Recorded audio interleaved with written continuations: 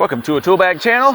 We got a 2011 Buick Lucerne here. Lucerne, however you say it. I don't know if you got to say it with the French accent or the... I don't know. Anyway, complaint is you step on the gas, there's a thump. The customer said you brake, there's a thump. In my test drive, it was more like you let off the gas than there's a thump. All right, so first thing that jumped out to me after I opened the hood and started looking around was this old, they call this a torque strut engine mount. And that's just right over here. Obviously it was no good anymore. That done come apart completely. This whole part was up and off the engine. It wasn't holding anything anymore. That was no good. And obviously that allows the engine to rock back and forth some. So that's the first thing. That's cheap and easy. It's just right up top there, nothing to it. So that was the first thing. Second thing is I started looking at the lower control arms. Those bushings on the front, if they go bad and bad enough, then that will allow that control arm to wiggle back and forth. And you'll feel that every time, basically every time the load, on the wheels changes in terms of, are the wheels trying to move the vehicle forward as an accelerating, or are they trying to slow down the vehicle when you're braking, or downshifting if you're weird and do that. But anyway, those are in good enough shape, not perfect, but decent. Certainly not the cause of this huge thump that we're having. All right, so then we're probably still looking at engine mounts. Now these lower mounts are a little harder to test, a little easier if you have a lift, a little bit. If you do not, then here's the next step. Engine running, hood open, and hopefully we can see the top of the engine through the hood. And yes, we can see it. Again, this is a lot easier if you have an extra set of eyes. Not the case right here, right now. So now, the quick gentle test is just foot on the brake, shift into reverse. All right, not much movement. Shift into drive, not much movement. And we're looking for movement of the top of the engine to show us what's going on. All right, so not much in drive, not much in reverse. All right, so now we're going to change it up a little bit. Now I'm in reverse. And by the way, this is not a recommendation that in fact, I don't recommend anybody do this. This is for entertainment purposes only. Do everything at your own risk. Don't breathe without consulting your doctor, blah, blah, blah. You get the picture. This is what I'm doing, not what you should do. I'm in reverse. My left foot is very firmly on the brake pedal. There's nothing behind me. And I'm going to tap the gas. All right. Not any movement there. Now, I'm going in drive. Now I tap the gas. Oh! Look at that! The engine is rising up out of the engine bay.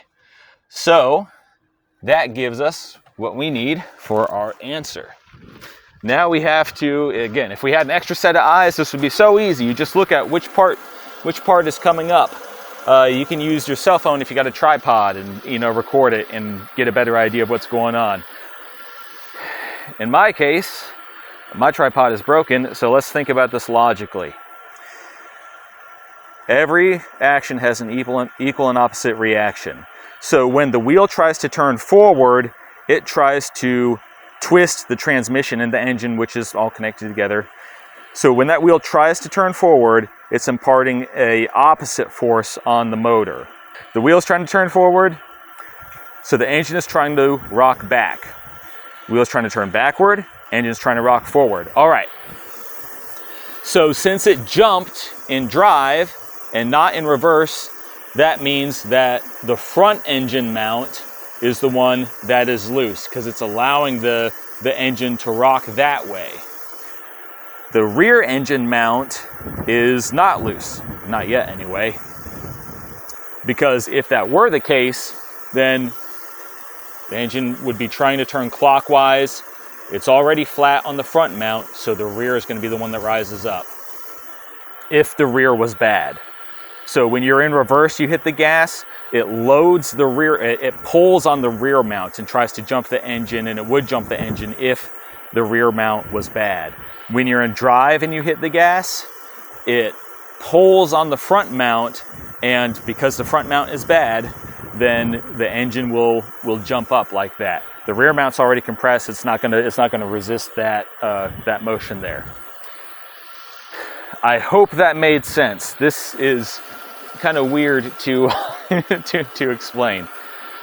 There's one more mount on the transmission there that seems to lend itself a little bit more to direct inspection. It seems to be good, but we're going to double check it. And of course, it's not a bad idea to just go ahead and replace all your mounts when in doubt.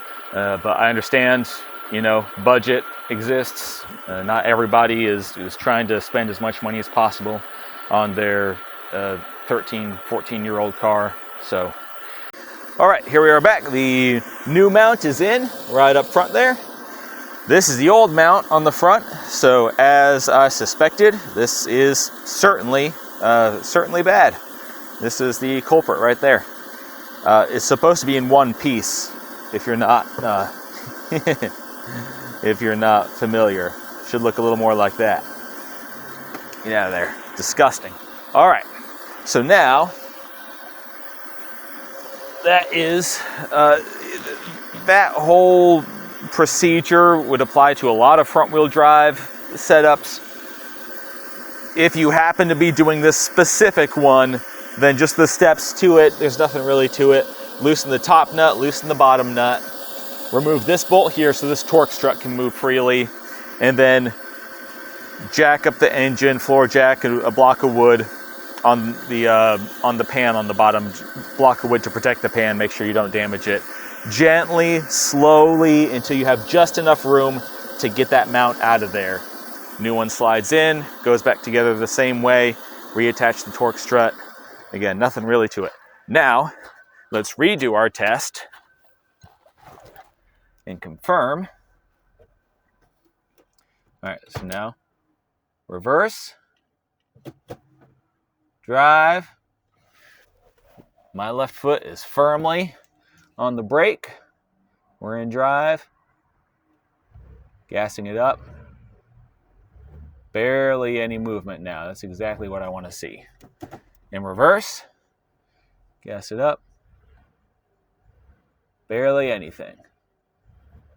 So, and I did check the, as far as checking the transmission mount, I just went in through the wheel well, checked it with the big old pry bar, saw if it was loose. That's all good there. So that is about it for this. We'll do a test drive. Assuming everything goes well on that, then this is where the video will end. So thank you for watching. You all have a good one.